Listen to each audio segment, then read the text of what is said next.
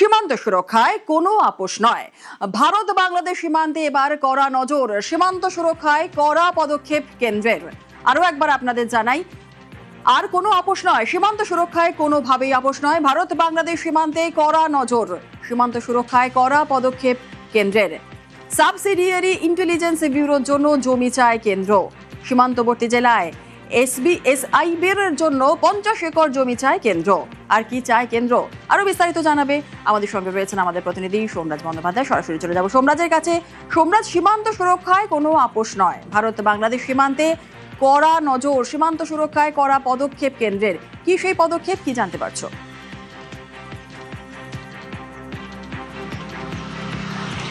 দেখো, ভারত বাংলাদেশ সীমান্তের বর্তমান পরিস্থিতির কথা মাথায় রেখেই কেন্দ্রীয় স্বরাষ্ট্র মন্ত্রকের তরফে রাজ্যের কাছে এই আবেদন জানানো হয়েছে, যেখানে তারা এসআইবি অর্থাৎ সাবসিডারি ইন্টেলিজেন্স ব্যুরো, যারা মূলত এই সীমান্তে বিভিন্ন গোয়েন্দা তথ্য সংগ্রহ করে থাকে এবং কেন্দ্র ও রাজ্যকে সেই সব গোয়েন্দা তথ্য দিয়ে থাকে, বিশেষ করে অনুপ্রবেশ সংক্রান্ত গোয়েন্দা তথ্য দিয়ে থাকে এই সাবসিডারি ইন্টেলিজেন্স ব্যুরোর আধিকারিকরা।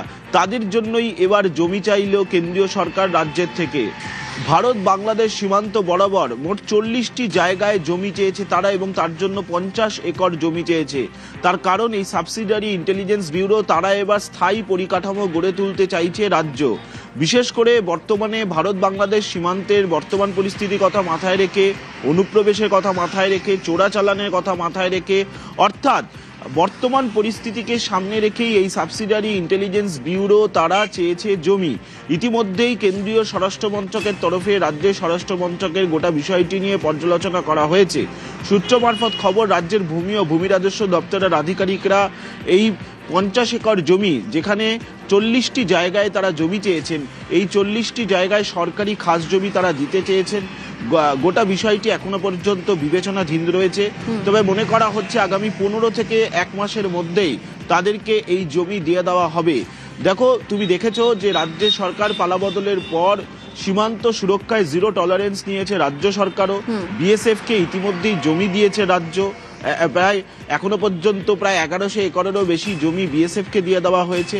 কিন্তু এবার সাবসিডিয়ারি ইন্টেলিজেন্স ব্যুরো তারাও জমি চায় বর্তমানে ভারত বাংলাদেশ সীমান্তের কথা মাথায় রেখে, বিশেষ করে যেখানে অনুপ্রবেশ ইস্যু একটা সবথেকে বড় সমস্যা রয়েছে।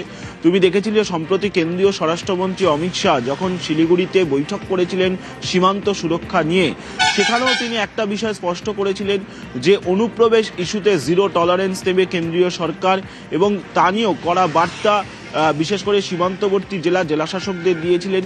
সেখানেও সাবসিডারি ইন্টেলিজেন্স ব্যুরোর উচ্চ পর্যায়ের আধিকারিকরাও ছিলেন এবং তাদেরকেও প্রয়োজনীয় পদক্ষেপ নেওয়ার কথা বলেন, এবং তারপরই রাজ্যের স্বরাষ্ট্র মন্ত্রকের সঙ্গে বৈঠকে বসে সাবসিডারি ইন্টেলিজেন্স ব্যুরোর আধিকারিকরা, এবং তারাই মোট 40টি জায়গায় 1 একর থেকে 1.5 একর করে জমি চেয়েছে, অর্থাৎ মোট 50 একর জমি চেয়েছে।